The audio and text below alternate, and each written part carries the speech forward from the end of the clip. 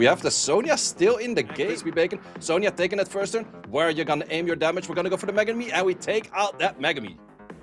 Do you think that Lydia's gonna do exactly what you said earlier, which is to survive and do the big damage with the Yudong support? She takes extra damage later on, right? Or is that for her allies? I don't see that unit all too often, so I'm actually not 100% sure on it. How much damage is going to be? Are we going to take out multiple units right away on that skill too? He's holding it off. He's waiting a little bit longer. He's letting the bar run out. And how much damage? That's a lot of damage coming in from the Lydia right there. God, that is insane. And we have a 1-to-1 on that match going very fast.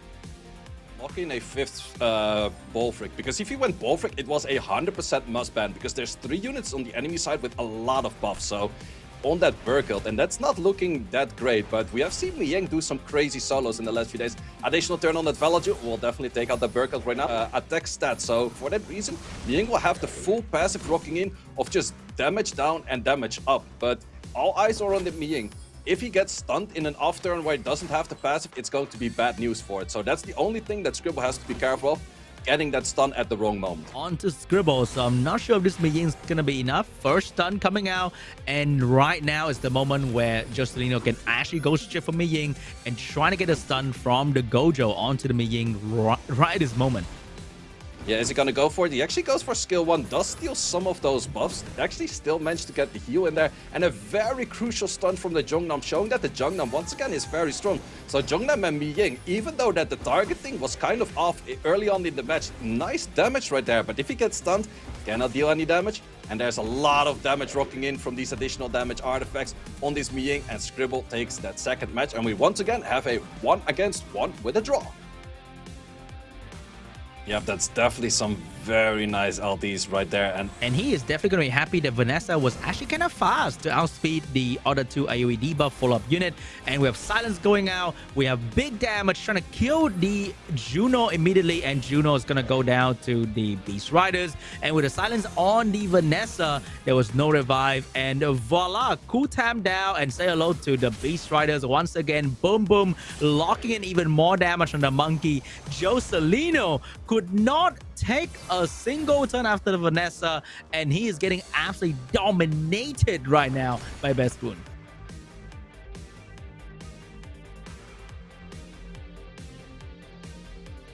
As well, which means it's probably going to be the ban. I think TeqTeq has to ban the unit that can't eat any debuff because his team rely on debuff. Go looking very bad for Scribble because Marsha is gonna get some extra bonus speed from the bit of attack bar decrease from the Cigar earlier, so she's gonna actually outpace the enemy team. With the Silence, there's nothing that Scribble can do to save the Cigar or the segment from the Marsha damage.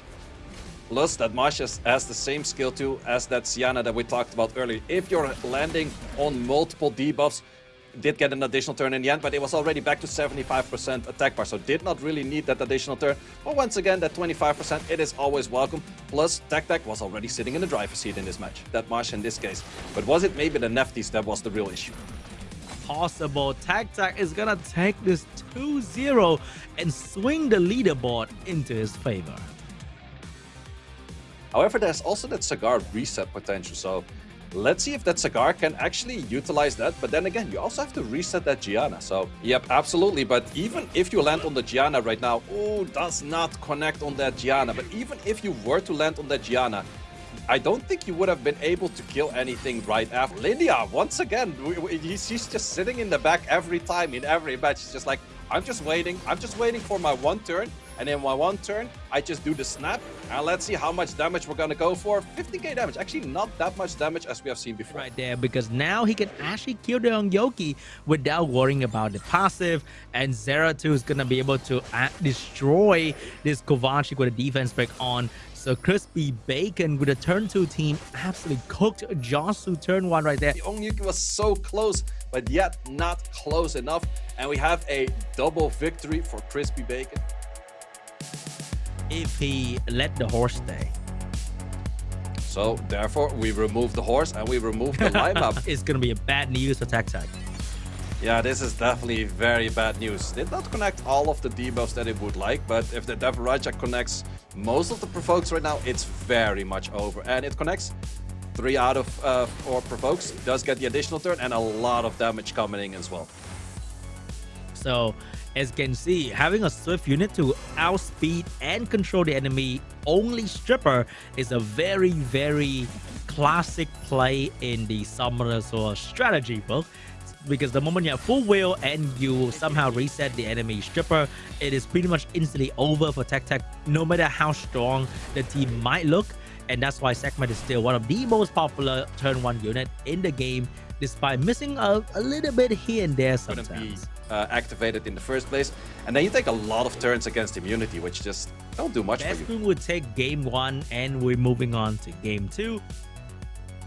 Can still be quite a problem, but hey, we have 2 heavy damage team coming out, one losing the speed lead, one losing the Sonya. Oh, that's one of the craziest callouts. First turn goes to that Adna. We have to connect a stun, most likely on that Cigar. That's what we're aiming for. Can we stun that Cigar instantly? Capture actually goes for the Volantis, does manage to stand.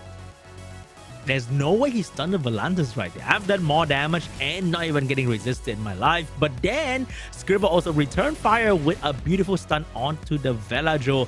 And finally Cigar get to control a little bit. And I think now it's gonna be the Bruiser battle. Including the things on wrong element, because the Velajo did actually have the skills up at there.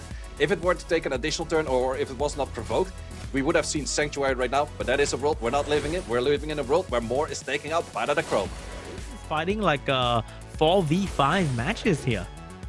Absolutely. Also, Velajo taking that off turn was silenced at that moment by that Akroma, so Akroma doing a lot of work right here.